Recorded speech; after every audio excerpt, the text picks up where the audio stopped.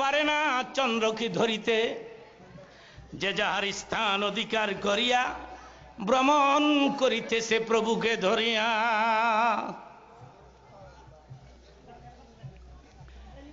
এগুলি সব আল্লাহর হুকুমে চলে। সরে কোন সুবহানাল্লাহ, সুবহানাল্লাহ। তো সূর্য উঠছে, সূর্যের তাপ হযরত ওমরের পিঠের মধ্যে লাগছে। তো সূর্যের তাপে একটু ডিস্টার্ব হইছে বক্তৃতার। সূর্যের তাপ পিঠে লাগছে, একটু হিট হিট হিট মনে হয়। তো এখন বক্তৃতার ভেতরেই পেছনের দিকে বড় বড় চোখ করে সূর্যের দিকে তাকাইছে, বড় চোখ কইরা। কিতাবের মধ্যে আসছে তাকাবার সঙ্গে সঙ্গে সূর্যের তাপ কমে গেছে। জোরে বলুন।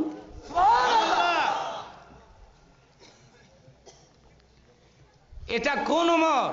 সূর্য পর্যন্ত যাকে ভয় পায়। উপস্থিত লোকেরা বলে, আমিরুল মুমিনিন, সূর্যের তাপের যে প্রয়োজন, সূর্যের আলো তাপ ছাড়া কি আমরা বাঁচবো? তিনি বললেন, তাই নাকি? ওমর বললেন, তাই নাকি?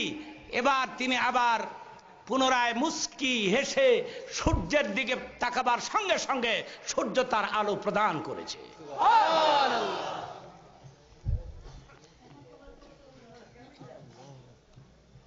সেই ওমর নবীকে ডাক দিয়ে বলে, নবী গো, ইহুদির বাচ্চার সাহস কত! মসজিদের ভিতরে দাঁড়ায় পেশাব করে, হুকুম দেন একটা থাপ্পড় দেই, দাঁতগুলো সব ফেলে দেই। নবীজি বললেন, ওমর খামোশ, পেশাব শেষ হোক। পেশাব শেষ। নবীজি বললেন, যেই জায়গায় তুমি দাঁড়ায় পেশাব করলা এটা মসজিদ, এখানে আমরা ইবাদত করি, এটা পেশাবের জায়গা নয়। তুমি আমার সাথে আসো, পেশাবের জায়গা আমি তোমাকে চিনাই দিচ্ছি। ওই যে দেখো, ওই জায়গায় আমরা পেশাব করি, ওখানে পায়খানা করি। কালকে থেকে হাজত হলে তুমি ওখানে পেশাব, এখানে পায়খানা করবে। কেমন ভালো তো আমি ছিলাম। নবীজি ইহুদিরে কয়, ভালো তো আমি ছিলাম, আর না হয় এই লোকটা ওমরকে দেখায় কয়, এই লোকটা তোমাকে জীবনে মেরা ফেলাইতো। ভালো তো আমি ছিলাম। Get out, I say get out. নবীজি বললেন, চলে যাও, আমি থাকতে থাকতে চলে যাও।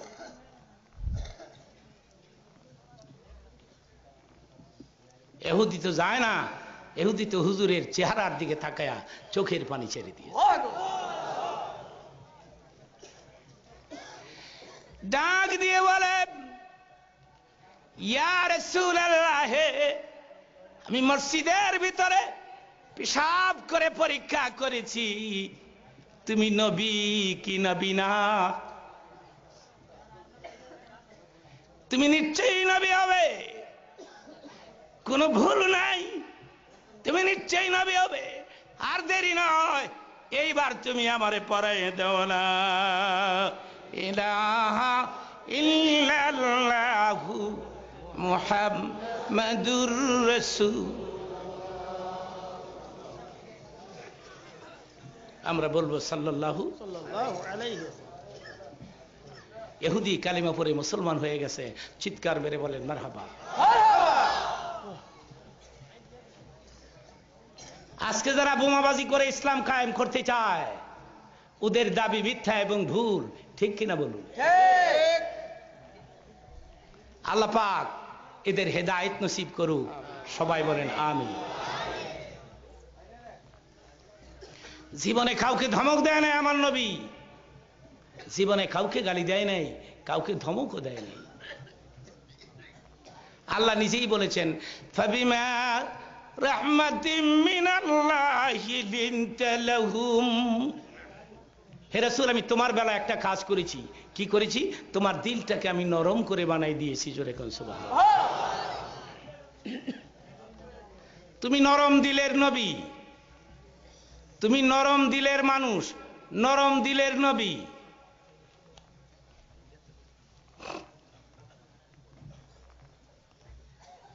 জীবনে কাউকে ধমক দেয় নাই, জীবনে কারো দিকে চোখ লাল করে তাকায় নাই। আমার নবী। আমাদের ক্যারেক্টার হলো আমরা একে অপরকে সহ্য করতে পারি না, ঠিক কিনা বলুন?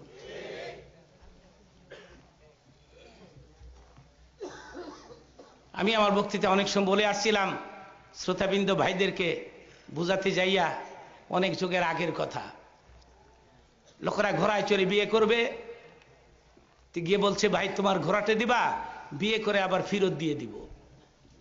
ঘোড়ার মালিক কয় না, আমি আমার ঘোড়া দিব না। ঘোড়া দেয় না বিদেশে রাগ করে ঘোড়া সারাই বিয়ে করছে। মনে মনে কয় ঘোড়া ছিল চাইলাম, কেল্লেগে দিল না, আমিও লাগলাম হের ঘোড়ার পিছে। লাগছে কেমনে শোনেন। আসছে সামনে কদরের রাত, সারা রাত ইবাদত করে মুনাজাতে কয় আল্লাহ ঘোড়া ছিল চাইলাম, কেল্লেগে দিল না, আমিও এইবার কদরের ইবাদতের বিনিময়ে তোমার কাছে কিচ্ছু চাই না, মসজিদে বাড়ি হয়ে যে শুনি এর ঘোড়াটা মারা গেছে। এ হলো আমাদের ক্যারেক্টার।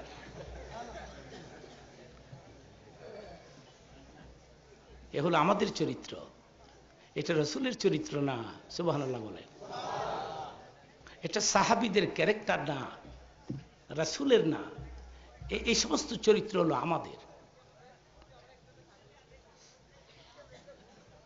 সকালবেলায় বাসায় গেছে, গিয়ে দেখে মা কান্দে। মা কাঁদিস কেন? মাকে কোত্থেকে আসলি? ইবাদত করে আসলাম, কদরের রাত গেল। ভালো কথা, তুই তো ইবাদত করে আসলি। বাবা ওই যে গাভী পালতি না, তোর একটা গাই আছে না, গাভীটা, হ্যাঁ গাভীটা সকালবেলায় মারা গেল বাবা। ছেলে মনে মনে কয় সারা রাত কইলাম কি আর হইল কি? মাগো খোদাই কি ঘোড়া আর গাইও চিনে না? আল্লাহ কয় গাই বানাইছে আমি, আমি চিনতাম না, তোর বাপে চিন করে বেটা। তুই মসজিদে আরেকজনের ঘোড়া ধ্বংসের মুনাজাত করছ, তোর গাভী খানে নিয়ে গেলাম।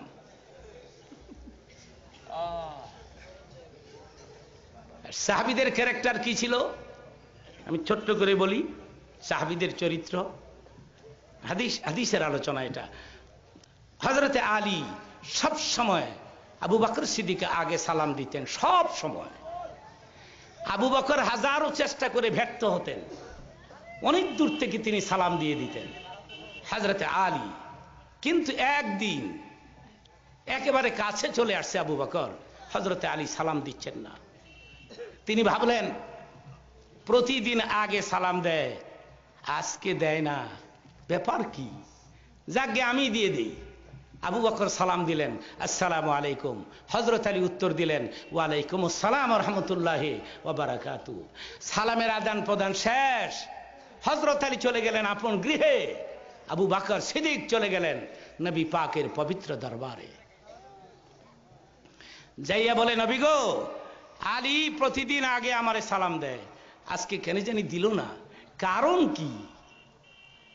নবী সঙ্গে সঙ্গে আলীকে ডাকালেন, আলী রে, আমার আবু বকর তো কাউকে কষ্ট দেয় না রে আলী, আর তুই আমার আবু বকরকে সালাম দিলি না। হযরত আলী বলেন, আমি ইচ্ছে করেই দেই নাই। ইচ্ছে করে কেন? গেল রাত্রে স্বপ্নে আমি জান্নাত দেখেছি, জান্নাত।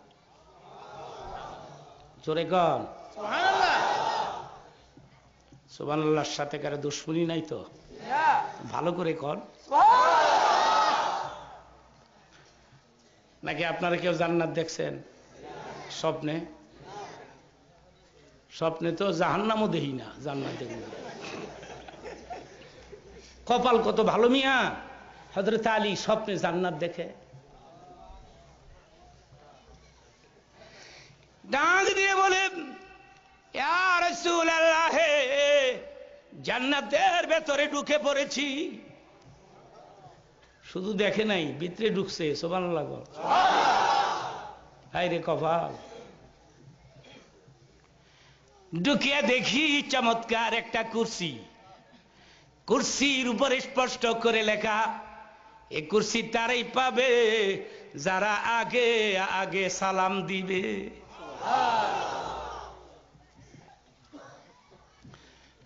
মুহাম্মাদুর রাসূলুল্লাহ ওয়াল্লাযীনা মাআহু আশিদ্দাউ আলাল কুফফারি রাহমা।